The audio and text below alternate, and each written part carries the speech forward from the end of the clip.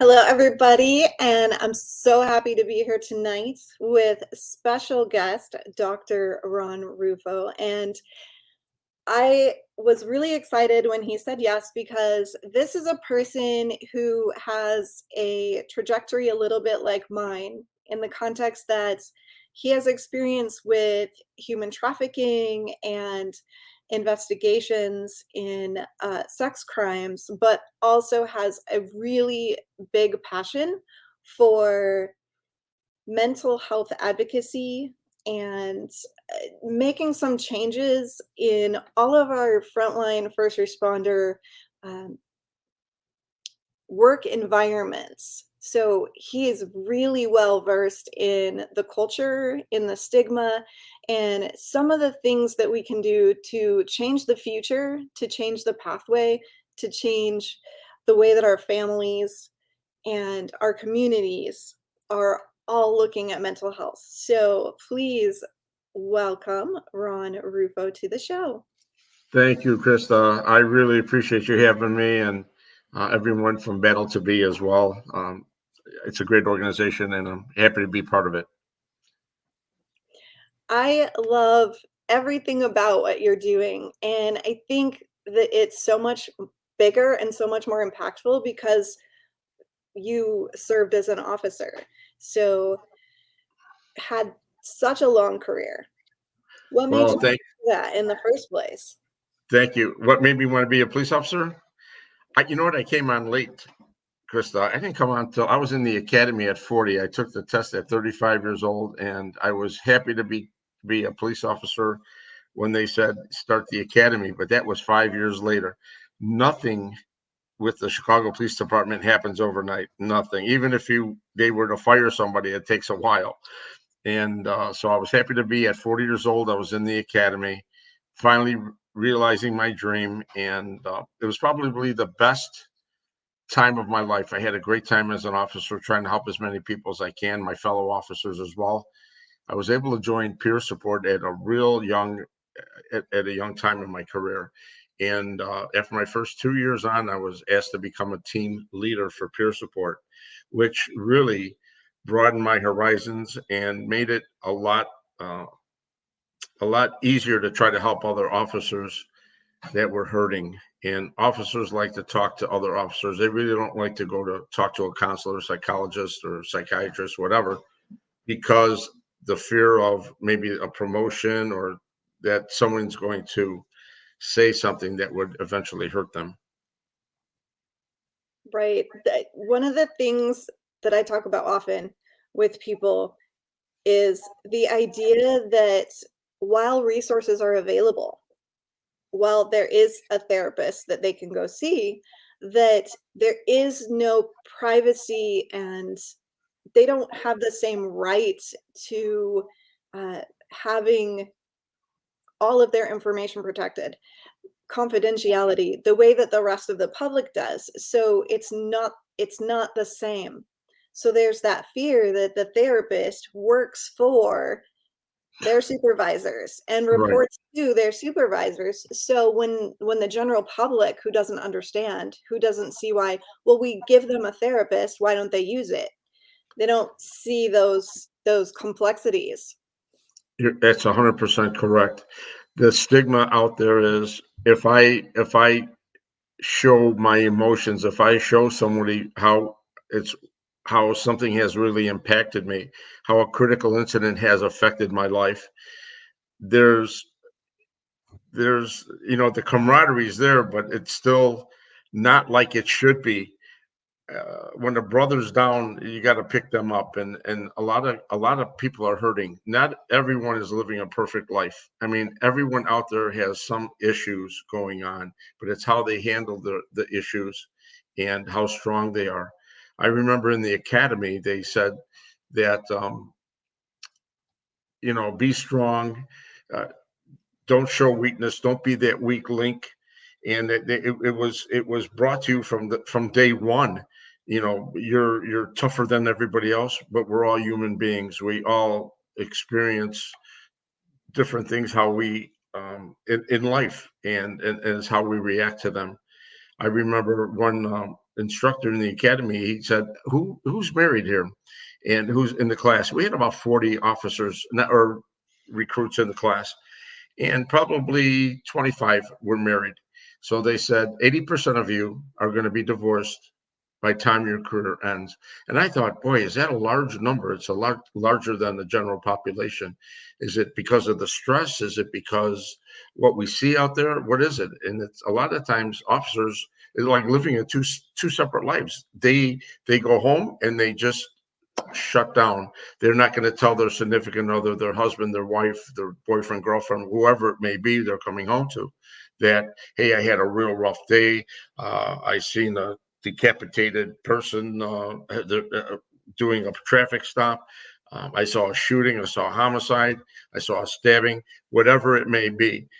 Officers see a lot more out there than the general public, and it was true to form. About 80% of the from my class are divorced that stood up that day.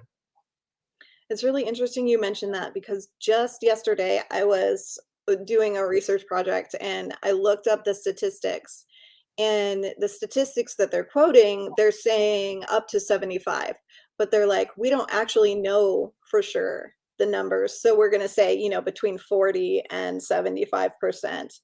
But I was going to start asking people what they saw in their departments so I could get a little bit more of a valid idea of, I expected it to be closer to the high end too.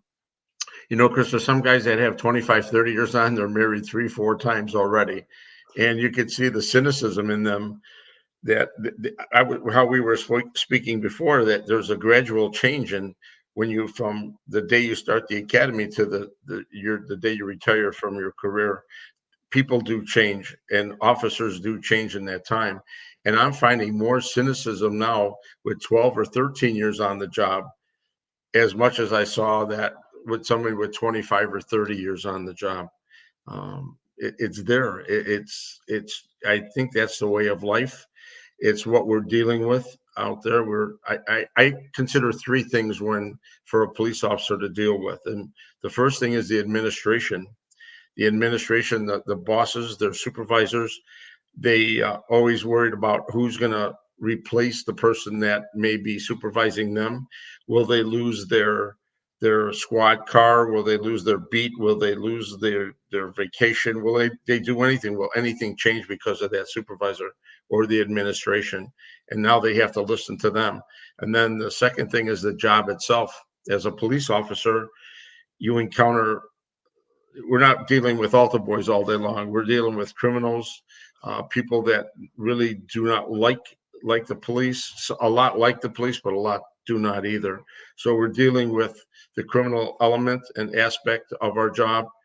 It's nice to help people, and that's one benefiting factor there. And then the next thing that we deal with is our family, and coming home to our family. But a lot of these officers are working 12-hour days. As we spoke before, they're not getting days off. When you can't get a day off and working all these hours, depression starts to set in, anger starts to set in. You might come home and take it out on your husband, your wife, or whatever, and it does affect our officers to a point. They may start drinking a little bit more, and I hate to say it, with police suicide has always has been a passion of mine to stop it, to stop what's happening to our officers.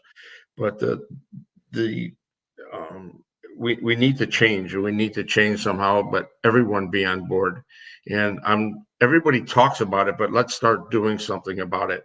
And the thing that I would like to do, I'd like to propose, Krista, and that is starting to happen in some of the academies across the country, is where an officer has to shoot once a year to qualify to be an officer. And sometimes people shoot 2, 3 times a year to qualify. My thing is, if you go qualify that day you go qualify, or that week you go qualify, whatever it is, that's when you should take a mental health wellness day.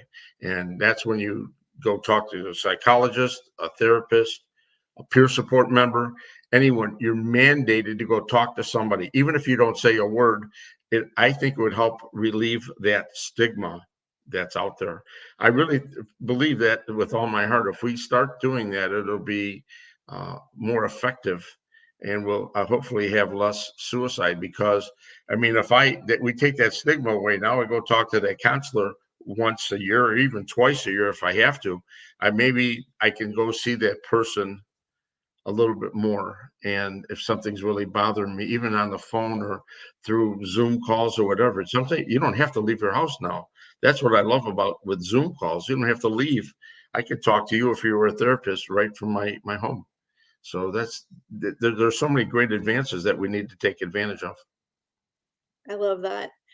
Our theory here at Battlesby, we're actually taking a much more aggressive stance than that. We're trying, and of course it's always trying, to implement an entire new system that begins before hire and people actually get an informed consent. They get an understanding of what post-traumatic stress is. They get an understanding of what suicide prevention and awareness is. They get all the statistics that go with the career that they're trying to start. And just like working out, they have a system of counselors, coaches, peer support, all the lighter stuff. They don't have to see a therapist all the time. Because if we have mental health maintenance from the very beginning and Okay. everybody goes once a week, just like you go to the gym, then everyone is seeing someone. Everyone has to talk to someone. And it doesn't matter, just like you said, it doesn't matter what you say or how you use them.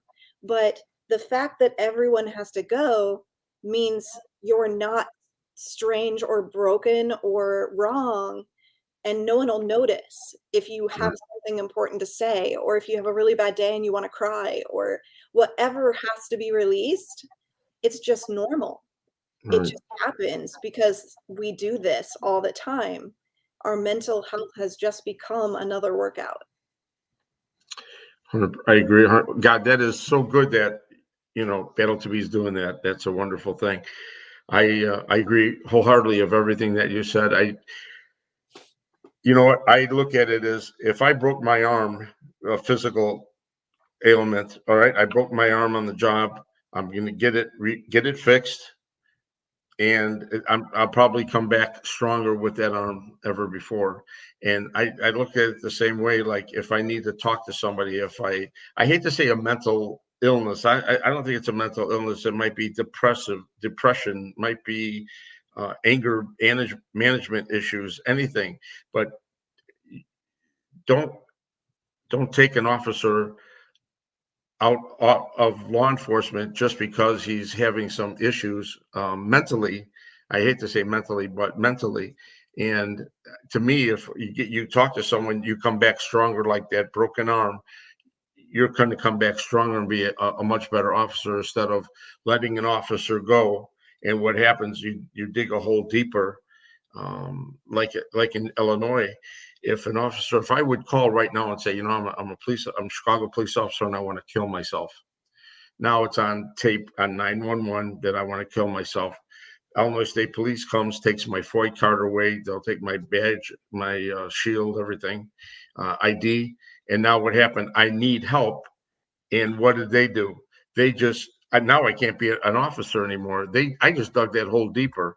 So that's why a lot of officers don't want to take the chance of telling anybody how they feel or how they're hurting or what's bothering them, um, for fear of they're going to lose their job and never be an officer with something that their whole career is based on. It's based on something I've always wanted to do, and then I'll no longer be able to provide for my family or myself if I quote tell everybody something's wrong with me. So that's what we're facing now, and I'm glad EAP and there's a lot of other places around that have put more staff on if an officer does come through to talk to someone. I'm very happy about that. So, how long were you an officer? I was a Chicago police officer 22 years, and 20 of those years I was in peer support, and I was so happy. You know what, Chris, I went on a lot of police suicides. One of the units I was in was called preventive programs, and we handled any officer that was hurt or killed. And we not only did I go out as sometimes as peer, but sometimes as in my unit in preventive programs to an officer that uh, took his own life. And it was like the elephants in the room and nobody wants to talk about it. That's why when I wrote my third book, it was called Is Police Suicide, Is Police Officers, Is Police Culture Killing Our Officers? And with my fourth book is called Breaking the Barriers. I'm really proud of this book, is that it gives different um, light to things that officers can do to better themselves, to change the way we support the physical and mental health of police officers. It's so important that officers, we're human. We need to cry. You ever see an officer cry? I'm telling you, I was embarrassed to cry out on the field. I was saying, well, Ron's the weak link. He's emotional. They teach you don't be emotional in the academy. I said we never had a wellness program in the academy. All we had was tactical training. Well, we don't ever want to see an officer get killed in the line of duty. We do see that, but we have more officers killing themselves from suicide than we do in line of duty. That's one officer down is too much for me. But what does that tell you? We're technically we're doing good, but emotional survival, I don't think we're doing so well. So that's what we need to change, and that's why I get on my soapbox about change. And I am just glad that I met you at the conference and was able to speak to you. I think very highly of everything that you've done and you've accomplished as an author as well. And that your podcast, how you could reach out, even helping one other person, Krista, is so important. And I think if one person sees this podcast and says, "Oh, you know what? I'm going to go talk to a therapist, or I'm going to go talk to somebody in peer support. That's what I need to do." Then it's all, to me, it's all worthwhile. All the hard work and writing books and publishing and all that. It really it does take a lot out of a person, but it's all well worth it in the end. And I think that's what we are thankful for just getting the word out. And I thank you for that, and Battle to Be as well. So It is challenging for sure to be heard amongst all of the chaos out there. But it, it, those of us with a mission, those of us with passion, we just get louder and louder to make right. sure that we finally get noticed. So And I feel your passion. Just speaking to you, I knew that you were passionate about what you were doing there, and with mental health and mental wellness, and then the sexual predation too that we spoke about as well. So you really have a great passion for that as well, and I appreciate you on that. so I want to talk a little bit about a topic that might be a little taboo out there because people don't want to talk about the external culture. We all know that there's a warrior culture. We all know that our first responders, especially police officers, have this like strength and they're not allowed to have emotion and they're not allowed to reach out. But there's also another cultural problem going on right now. And I'm wondering how much you are noticing it affecting the people that you're around. The idea that the hatred, the lack of respect, the lack of even compliance when it comes to just a simple traffic stop. Everybody wants to have, not everybody, of course, but in a general manner, speaking generally right now, there's this like attitude that I don't have to do what you say. And, you pulled me over for some stupid reason, not for anything real. And we used to have, you knew how to behave. When an officer pulled you over, you said yes sir, and you handed over your driver's license and there was no question. You maybe got a ticket or you didn't and you moved on. But how do you think this change is affecting our folks on the street? That's a great question. The morale out in the police department today, and I believe it's in every department, is so low. I loved being the police, and when I came on, it was probably one of the best times. Is that when you told someone to stop, they stopped. They listened. They respected you, but we respected them as well. And it's all on how you approach someone. You can approach somebody as a jerk, and what they're going to react as to your reaction as well. But if you show that respect in the beginning, and that mutual respect was there, not everybody showed you that respect. There was a lot of people that didn't, but I mean, you were able to take someone in and process them and do what you needed to do, and they went to jail. But today, it's coming from being proactive. When you see somebody on the street that you say, God, that guy just doesn't look right, or I'm not talking about a racial profiling thing. I'm just talking about someone in general. It looks like he has a gun on his side. That's Anybody can be with a gun on their side, or just this guy doesn't. What is this guy doing in the back alley? What is he doing back there? Whatever. So you're proactive. You can't even be proactive today.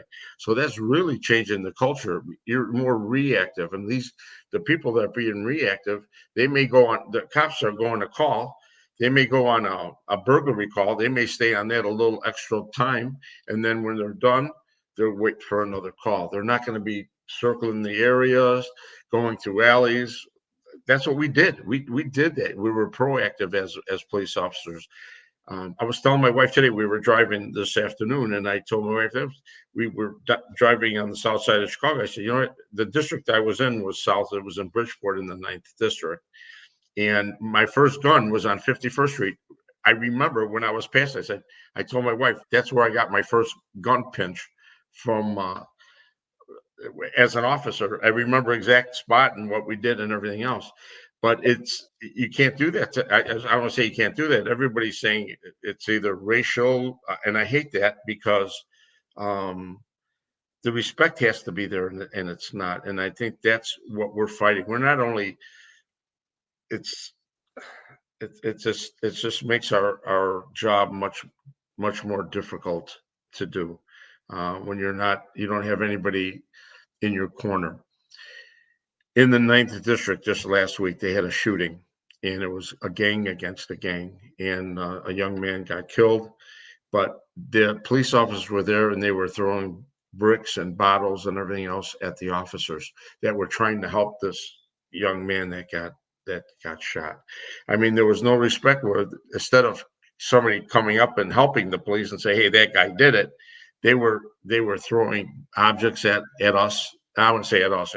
I consider myself the police, but they were throwing objects at the police and making it very difficult for them to do their job. I mean, our criminal justice system has really kind of just gone downhill.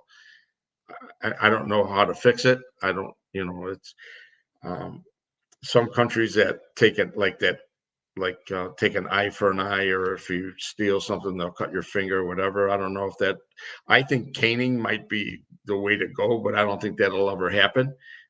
Because if somebody does something, if you hurt them in a way that they won't do it again, instead of putting them in prison, that might be something, but that'll never be. So I don't know what we need to do to change it. But being a police officer today is so demanding. Not many not many police officers are even coming on the job. In January, we had 400 police officers leave the city of Chicago. Normally, it's about 100 a month is from attrition. In January, we had 400 leave, and guess how many graduated the academy? Maybe a quarter of that. 13. Oh, geez. 400 leaving, 13 coming in. Come on, we need more. We need more. So Chicago has lowered their standards to taking somebody in, but the void is going to be there. I speak to many cops all the time. A lot of my friends, I go to districts all the time, and they'll say, "Ron, I got 2 years, and I can't wait to get the hell out of here." Um, Police officers with 2-3 years on the job are turning their stars in. That would never happen. Never happened when I was on the job. Never. 2-3 years on there, coming in, girls, guys, turning in their stars. I'm done. I don't need it. So what's going to happen? We don't have anybody else that's coming in to to take care of the older officers that are ready to leave. We don't have anybody. It's going to be even tougher for everybody that's there. They're going to try to find somebody, the officers that are on desk duty, and put them back on the street somehow, and maybe bring more civilians in to handle paperwork at the desks. That might be a possibility as well.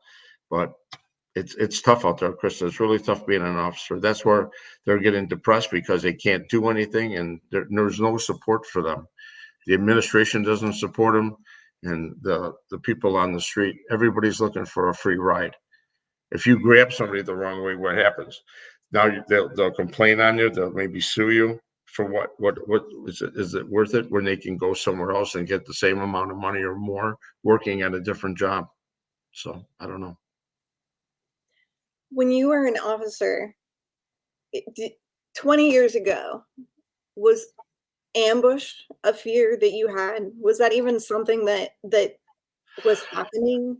I think it was in the back of every officer's mind, because you never know what's going to happen. Um, how someone really reacts that you don't know. You get a call and say, there's a domestic. You're walking in. You may be walking into God knows what. It's one of the most. It's a scary situation, a domestic anyway. That and traffic stops are 1 and 2 when in officer safety issues that they can get hurt or killed. But you never know what you're walking into. You're always worried about being ambushed, but again, it's always to be on the side of caution, Krista, is to be careful, to always watch your back, having uh, good partners, I think is important. And talking communication is the best. Is you got to talk with your partners. And I had a real great partner. His name was Dave Hoffenkamp. We were together for years, and we had a lot of fun together. We had fun on the job, and I think that's cops can't have fun anymore. What they're doing. I mean, we had a lot of fun on the job, and we laughed a lot, and we did our jobs and did it. Did the best our ability. But we actually had fun, in which is a lot of officers today, they don't have fun. You can see they're miserable out there. So again, something needs to change. Right. And I think a lot of some things need to change, and I think that might be the problem is there's no one single solution. I think we're looking at so many facets of a problem that there really is no easy fix. There is no end all be all solution. We've lost the respect for life. We've lost the respect for authority. We've lost the respect for rules and Right. regulations and social structure. And it's just, for people who are trying to help enforce the rules, if nobody's respecting them, it creates a really big challenge. Problem, right? And we have a state's attorney here in Chicago. They're out. They're out before the officers out on the street. So she's letting people go that should be locked up, and it's coming back to bite her. And I hope she doesn't get reelected again. But where you live, Krista, I mean, do you see your officers being, um, I don't want to say depressed, but being overworked? Maybe that might be a good word. Well, I'm in Texas, so we're actually still we're very we're a very Republican state. We're a Okay. very law and order state. We have a lot of there's a lot of military pride here and a lot of officer pride here, but we do have some areas that are turning problematic. So we have some of our smaller cities where they've got the catch and release program going on, where we've got a couple judges that are not keeping people in. Um, there's been a lot of talk about implementing 3 strikes, which I think is, for me, I like the 3 strikes rule, and I don't care if you stole a lollipop. Three Right. by the time you get everybody progresses. So if you're robbing houses, you're going to get violent. If you're whatever you're doing, you're just going to get worse and worse and worse if you're keep on repeating. So, and everybody in Texas has guns. So, Right. Right. you're robbing houses with a gun and you intend to use it if you need to. So, I love the idea of 3 strikes, and I think every state should have that because we just had someone who was on his 13th major burglary. Okay. and he was out on a, like, nothing. It was maybe, I can't remember what the article said, but it was like $100 bond after 30 Unbelievable. Unbelievable. major crimes, and I was just like, "This person's gonna hurt someone, and you have to wait until this person hurts someone." Like, but Yeah. unfortunately, our state, we have lost more officers than any other right now. We are way far ahead of the curve. In suicide or in line of duty death? In overall loss of officers, and it's been everything. It's been, Okay. we had one get run over by a car, which, which happens a lot. Um, we have had suicide, we've had COVID, we've had, so it's a little bit of everything. Okay. We had an officer ambushed, shot in their car, like, but Texas should not be, we're not usually the cities with the highest numbers of officers down, and it just keeps happening. I feel like I hear about it every single day. There's just another report, and I'm just like, what is happening here? And it Right. really is everything. It's people are not paying attention, people are not following rules, and you move over when there's a cop car, you don't, I or know. just small simple things that we just don't do anymore. So Right. it all compounds. I agree. You know what's scary is that in Buffalo with that young man Mm. that shot the 10 innocent people out there. Now they're making a big racial thing out of it. Um, but in Chicago, you open up the TV and on the TV, it's like how many. It's like how many were shot. How many were shot last night? That shock value is gone. I mean, oh, we had 30 shot one weekend. I think we had 60 or 70 people shot. I can't not many people were killed, but maybe I want to say not many, 12, and one is one too many, but 80 people with gun shooting. I know in Texas, everybody has a gun there, but you never hear about it like you do in Chicago. Chicago, it's like every day. Every day, there's, especially in the warm weather. We had a great day today. It was 80 degrees. I got to tell you, we probably, if I open up the news at 10 o'clock tonight, I would almost guarantee we had 30 shootings. I could almost bet you. I'll call you tomorrow and say how many shootings we had tonight because the warm weather, we always seem that we have a higher amount of shootings, and it's just a shame. Where in Buffalo, they had 10, and it's all the president's even talking about it. That's every day here. That's every day. I feel like we're in Beirut, so it's not a good thing. But being an officer today is, I wanted my daughters. I have three girls, and I wanted when I first came on, I said, you know what, girls, I really believe being in law enforcement is a great thing. I really would, if you would want to follow my footsteps. And each one of them said, you know what, Dad, I really don't want to do that. I want to do this, this, this, and this. I said, I am so glad that they didn't go in law enforcement. I mean, but in the beginning, I wanted them to only because I loved the job and I was hoping that they would, um, you know, go into law enforcement. But I am so happy that they didn't go into law enforcement, Krista. And it's like, you know, but we need officers and we need good officers out there, officers that are understanding and that will take care of themselves. When you leave the door, when you leave the station, you got to say, you know what, I'm no longer an officer, and you got to go home and take care of yourself, and that's what we need to do today. We need to really take care of ourselves after on the job and after the job. After when we leave the station, even when we retire, we have a lot of. We just had an officer last week uh, retired just a couple of years, and he took his life. Um, some guys have really nothing to do when they retire. They have to really prepare for retirement. I love being retired. I'm going to be retired 7 years, but I feel that my calling was writing these books and going out to different seminars, going across the country and speaking. I love it. I'm meeting a lot of new people, but that's like a new chapter for me, a new chapter in my life that I never did before. I didn't travel as much as I did now that I'm retired, and meeting wonderful people like you too that really have the same passion as I do. So I think just helping, as I said earlier, helping one person, that means the world to me.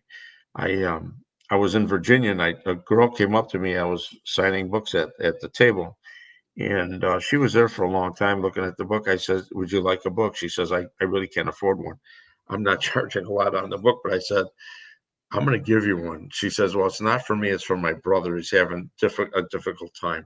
I said, you know what? I'm going to give one to you and one to your brother. And I signed them both.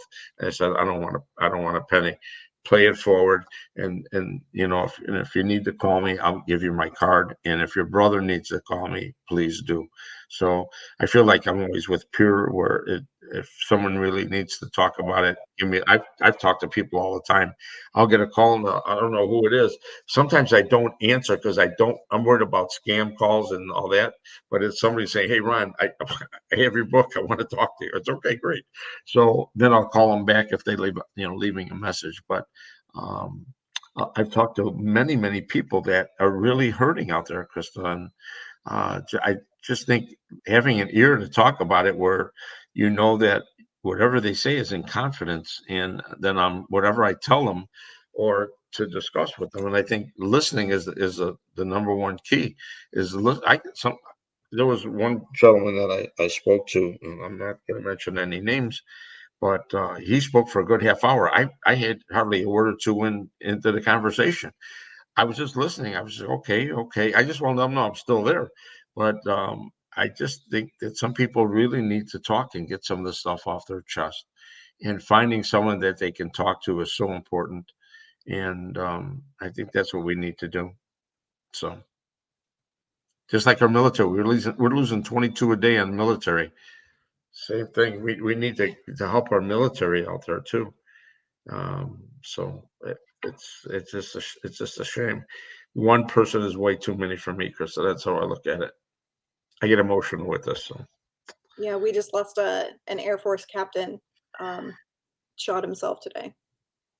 today, So, I mean, we see it every day, but every time, every time you see it, it does. It hits home that we weren't fast enough. We didn't fix it soon enough. We weren't right, there for those people. And it's not just, I mean, there's a ton of us out here, trying to change things, but there's not enough people trying to change things. There's not enough voices. There's not enough programs. There's not enough resources. And the resources that are there, oftentimes the people who need them don't know they're there. So right, right, how do we get that information to the people who need it the most? It's a big challenge. right. But some of them are scared to take that information though too, Krista. They really are. They I had a young man call me, and I said, listen, there's a couple rehab centers that I recommend. One's in Utah, one's in Florida. And I said they won't say anything to anyone on the job if you want to go that route. And they're worried. They're worried about their profession, and I don't blame them. I think you know what, being to talk to someone, it does take a lot to open up to someone, and that's why I love peer, is that it's another officer talking to another officer. And I'm just wondering if they have that for the military, where a military can talk to somebody in the military, like a peer support. I don't know about that. I'd like to try to find out if they have that, but it's something Some I can. places, peer support is universal, but it's location specific. So some departments, some bases, it's all about whether it's really about whether people who are in the military, not the top people, but whether people who are serving have put together a peer resource group. Okay. So it kind of comes from the bottom up. It's Right. all it takes is someone to go and get the trainings, and it's very easily accessible. Here in Texas, it's very, very accessible. We have a lot of different organizations. Now I'm not going That to people remember. can talk to, Yeah, that someone can talk to, right? our mental health organizations for the state actually teach people how to run peer support groups. So you can go for free and do like a 4-hour workshop that teaches you how to ask the right questions and how to listen, which is Okay, really all you need for peer support, right? You right. just have to be able to say, Where are you? Where do you want to be? How are you going to get there? Right. Those are the big questions, right? And then, I'm here to hear you and actually be able to listen and then say, okay, this is where you are right now. How can we get you to a better place? Let's Right. take some action. Let's do something. So peer support isn't relegated to, you have to be this educated, experienced mental health professional. It's very simple and easy and accessible, but I think so many people just don't know how to get that going and how to use it. Right. And you have to have the right person and the right fit with you as well. You might have someone that says, you know what, because you have to be, that confidentiality has to be there where someone talks to me, I'm not going to, I never even tell my wife if, when I speak to someone about some of the issues that they're having, she never even asked me. She already knows better on that. But because I would go out, I'd be on call 24/7 with Pure, like a few weeks out of the year with my team.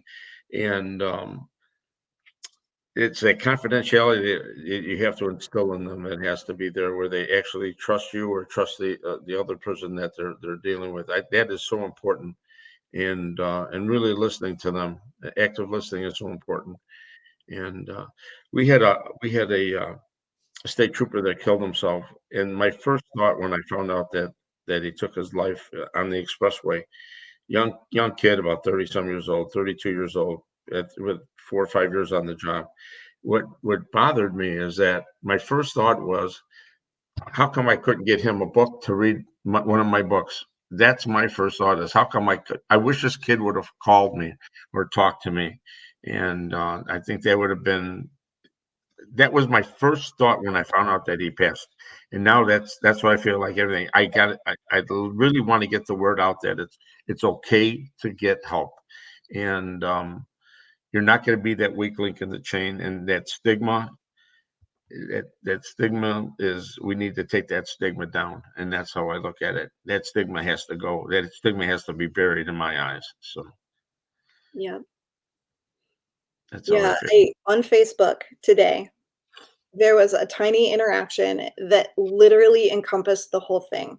There was a young man, a 19-year-old, had just graduated high school, and he said, "I wanna be either a firefighter or a police officer," and it was on a first responder page. And he said, "Does anyone have any feedback, which is better in terms of salary and resources and all this other stuff?" He's like, I can't decide." And the first comment that popped up was, "Nobody hates firemen." Right. Nobody hates firemen. You know what? And I love firemen because that's where we were when I saw you, Chris. Nobody hates firemen. They really don't. When you talk about policemen, that some say, if we're too aggressive, that we're bullies. If we're not aggressive, we're wimps. Um, but as a fireman, I mean, I admire firemen. I really do. And they go to the fire together. They come home together. Talk. They can talk about different things, but they still have as many issues as police officers do. I just believe it's a calling. It's what in your heart, what you want to be. I could have been a fireman. My passion was being a police officer. That's something that I wanted to do, but I didn't come on till late. I worked for my dad for many, many years, and when my dad passed away is when I really decided. I said, you know what? I've always wanted to be a cop, or this is what I'm going to do. And I really believe that it is just like how what you're doing, Krista, and God bless you for what you're doing. And it's a calling. I really believe it's a special person to be a police officer, and I think it's a special person to be a fireman. But I think every fireman, if you ask 100 firemen, if we have how many people are watching us right now that are police officers, they'll say, be a fireman, don't be a cop. I can almost guarantee it. Firemen would say, "Oh, I love my job." I don't know how many would say be a cop. I really don't. But I think more police officers would say, especially in today's environment, that I think it's better to be a fireman today than being a police officer. I think it would be less stress, and I think that even though they're both stressful jobs, don't get me wrong, but I think it would be less stress being a fireman than it would be a policeman. But that's the whole thing. The stress is the killer. Stress is the killer out there. So, Well, I'm going to tell a little tiny story that I've never told anyone.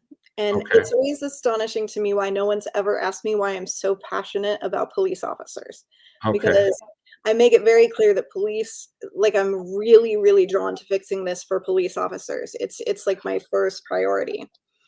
So I have a criminal justice degree and I specialized in forensics and I okay, worked in investigating human trafficking with a contract unit.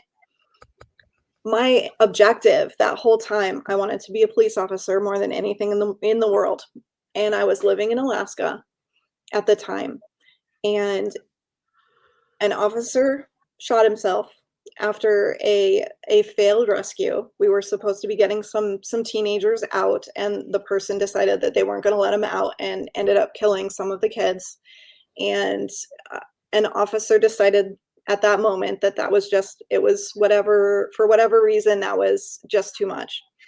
So, took his own life. That very same week, 2 officers were there was a domestic call. They were called out in one of our villages out there, and they were ambushed. They got out of their car and they were killed by someone who was on the other side, not at the home that they'd been called to. And I had interviewed, I had put in my paperwork, and I was going to apply.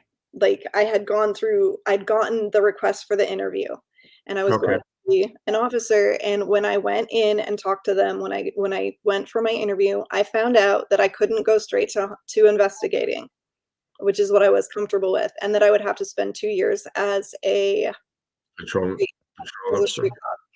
Yeah, And my husband, who is very aware of my personality, said, You can't. You'll never live through that. You are not dominant, you're not going to make it as a street cop." And I went, "You know, I actually like, I don't people aren't gonna people aren't going to respect me, and I recognize that we're living in a world where if you are not the right fit, if you are not that personality that's going to command respect, you're gonna be dead in 2 seconds flat." So I was like, "I'm not gonna survive 2 years." And I decided to not do it. to And I withdraw. spent all that time, all that money, all that effort. That was my dream. I was going to be an officer, and I went, "I'm gonna die an officer, and I'm not gonna die in, like, you know, a blaze of glory. I'm gonna step out of my car and get shot in the face before I even ask for someone's driver's license." So I was like, "I can't do that." I let my fear win, but that was the reality of the job. That was the reality of what you face every single day is you get up knowing that when you step out of your car to go ask for that driver's license, someone might do that to you. Right. You never know. You never So know.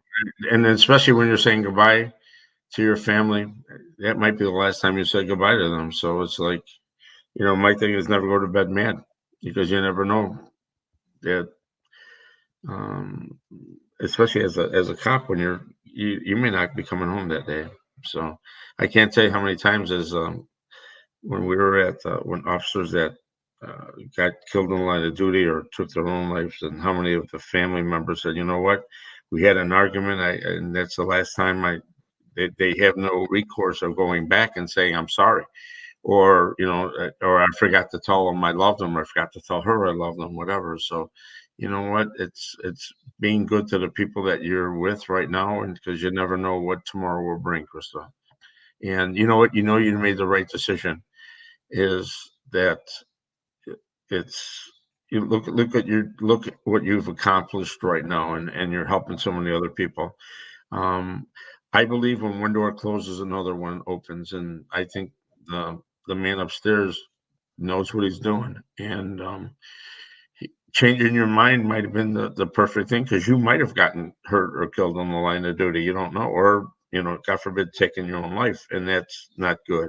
So I really believe that if you listen to your heart, it'll tell you the way to go. And that's why, so many people say, how come you keep writing books and stuff about? Because it's a passion of mine. It's something that, again, helping some other officers that really need it.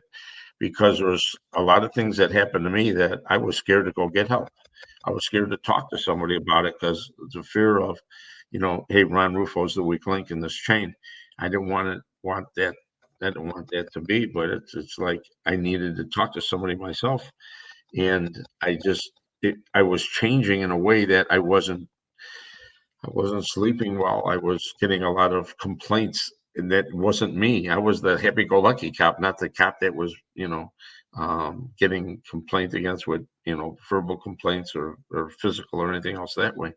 So I knew I needed to get help, and when I did, I even parked. I don't know if I told you the story. I parked 3 or 4 blocks away from EAP. I didn't want anybody to see my car, and I looked like a thug because I had a hoodie on, I had a hat on, I kind of crouched in, so I didn't want anybody to know that Ron Rufo needed to go get some counseling because I needed it. I know I did it, and that was the whole thing. I said, "Why am I hiding it? Why am I hiding that it's okay? It's you know what? We got to make this okay to get help." And it bothered the hell out of me. It really did. And I'm glad that that's why I think peer support really changed me because a lot of stuff that happened to me early on in my career was quite substantial where it really bothered. I said, I'm not getting paid enough for this. It's not right, especially when you see in death and everything else, especially to children. So, but that's what a lot of officers are really hurting today, and that's what we need to change, Krista. And I'm glad you're on the bandwagon. You're the leader of helping with that and getting the word out. And I admire you and Battle to Be for that. I really do. And keep on writing.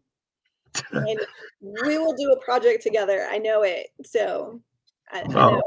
I would love to do some. I would love to write with you, Krista. I really would. That would be an honor. And that's I love writing. In fact, sometimes I'll get up early in the morning. My wife says, "What are you doing?" I say, "I got to write this down because I just came in here or whatever." So, but I got to tell you, I have a great wife. She's downstairs right now, and she supports me no matter what I do, and that's the best thing when you have the support is that's amazing. That's 100% of what officers need today, and firefighters and paramedics and whatever. When I say officers, I mean first responders. We're all in the same. We all have our same issues all the way through.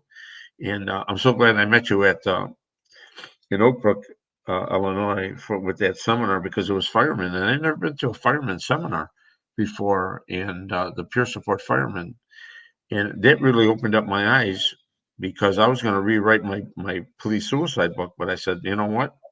It's going to be a first responder suicide, and that's what I want to do to help.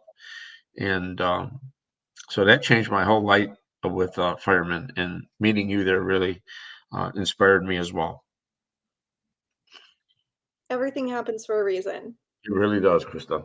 Connections are very, very powerful. And this is a battle we can't fight alone. This is something we all have to come together and kind of create a tidal wave of change. And the only way to do that is for all of us, everyone who's at those conventions, everyone who is like struggling to find their place in that battle. Like I hear so many people say this is just can't be, but they don't know how to articulate how to change it, or they don't know what they want to do to be a piece of that puzzle. And if we all just get together on the same page and start making policy suggestions and start really looking at what are things we actually can do, not this is a big picture and we want it to change, but what steps can we take to actually start breaking this down? Right. And I we do it agree. together, we'll get there. That's why I wrote breaking the barriers. So we need to break that barrier, and that's important. Hearing other people's stories is so enlightening about how they've come to terms with what they've struggled through.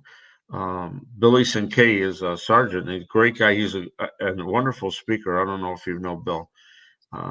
He tells a great story, and I got to tell you, you're every word he says, you're like you've been there as with him, and he's a great guy. He's with Haven rehab centers, but Billy Sinkay was a retired. He's a sergeant, and he's got an excellent story. If you ever want to have him on, Krista, I think you would it would be a great enlightenment. And Karen Hurley too is another person that you may want to put on. She's wonderful as well. And Scott. So they're two good other people that I've known personally, and I'm trying to work with them a little bit more because of the message that they're putting out. Have you read Michael's book yet? Michael Francis, which I one? always say his name right. The Segu. Oh my, so, no, I have not. He hasn't sent it to me. I haven't gotten it. No, Segru, I think is his Michael Yeah, Segru. it just came out, I think, like a The week other, or two ago. yeah, last week or 2 weeks ago. Yeah, I got he sent me a message that it came out, but he said he would send me one, but I haven't received it or haven't whatever. So, but I mean, he's busy. I Right. mean, but I haven't seen it. No. When you said Michael, I have a good friend of mine. His name is Michael Francis. He just wrote a book too. He was a mobster in the Colombo family, and he's a friend of mine. Right, my wife's and a friend of my wife and I. But he found God, and he's a dear friend. And that's when you said Michael. I said, "Oh my God, you know Michael too." So, but Well, he also sounds like a really interesting person. Michael Francis, I got to tell you, he is a wonderful person. If you go on his YouTube channel, he's quite enlightening. A great speaker. I went to go see him in California past October, my wife and I, and we went to he went to the church where he was speaking at because he says about how he found God in prison, and um, he said, I didn't like police officers when he was growing up, and he said there's a gentleman, an officer was my friend, and he told me to stand up, and I stood up in front of the whole crowd, and he said, I'm proud to call him my friend. So, and I'm proud to call him mine as well. But he said, I would never, ever think I'd be friends with a police officer, and here I'm friends with Ron Rufo. So that's good. That made me happy. We're all people. Yeah. Yeah. I think that's one of the things we have to remember is that we're all people. Right. Right. It's having a heart, and I think that's showing your heart. And I know I show mine on my sleeve as you do, Krista, that you really care about people and helping others. And I think that has to be all the way around. And that's why I'm so proud to be a police officer and helping other police officers as best I can. It just pains me that when I hear an officer get killed on the line of duty or who takes their own life, it just pains me with that. That um, makes me work harder, put it that way. Yeah. I'm sorry I get emotional with this, but I do. No, I think it's a beautiful thing that you can show your emotions because I think it shows our people that we need to. It is okay and it happens and we all cry and we all hurt and we all feel pain and we're all in it together and yeah. You know, I couldn't have done this 15 years ago. I would have been crying. I would have been the tough guy, but I've changed. So I still say strength is actually allowing. yeah, Strength is not in the shoving it down. Shoving it down is easy, but it eats you up. it Strength does. I is shoved it down quite a bit. Oh my God, unbelievable. I'm totally different than I was then. So, but I think we all do. One guy at a seminar said, "Suck it up, Buttercup," and it really kind of resonated with me because that's what happens. Just suck it up. I remember one guy said at roll call, he said, "Suck it up, kid. This is what you signed in for." So I said, because we had a real bad accident that we handled, and I said, God, this is not. What am I doing? This is not what I thought. I know you had accidents, but like one after another one, it was just too much. And this guy said, "Suck it up." And he said, "If you want to go to the bar, some of us are going to the bar tonight. And that's what, that was their way of coping, is going to the bar. And I Yeah. said, you know what, no, I'm not going to the bar. It's not me. I'm not doing it. So I don't drink anyway, but um, any excuse for a copper to drink, let's go to the bar, then that's it. So I'm not saying all cops are alcoholics, but some of them like to tote a little bit. And some of the guys when I first came on, they really like to have a good time. But that's it. That's It's in a the past. coping mechanism. What's that? It's a coping mechanism. Coping. Oh God, yes, it is. So And all coping mechanisms are useful until they're not. until they're not right, until they take it the wrong way or overdo something too. Right. Um, All things in moderation. what's that, Chris? All things in moderation. All things in moderation. I agree 100%. So we should probably go because we've been on here for an hour, but Okay. what is the most important thing that you would want to say to people as we sign off? As we sign off, well, thank you for having me as number one. The second thing, let's bury that stigma, and let's get the help that we need. And it's okay to get help, and that's the whole thing. If you're struggling, reach out to someone, reach out to me, reach out to peer, reach out to anyone that will listen to you. And I want to make it mandatory where everybody has to go get help at some point, once a year, or twice a year, whatever it is. That's why I said when you shoot, you go to take a mental health day, or two or three, whatever that your whatever the administration will allow. So that's my whole thing. Let's stop the stigma, um, and let's we got to save more officers out there, because every officer is hurting in some way. They really are, and the job just does not help either. So that's my thing. So I want to thank you, Krista, for letting me share. Thank you for coming. It's been a Thank you. pleasure. Always. Let's keep in touch, and I'll send you my book is on street safety. It's that's the next one coming out, and then I'm going to redo the police suicide book to first responder suicide. So I'm going to rewrite that. I want to put you in that one as well.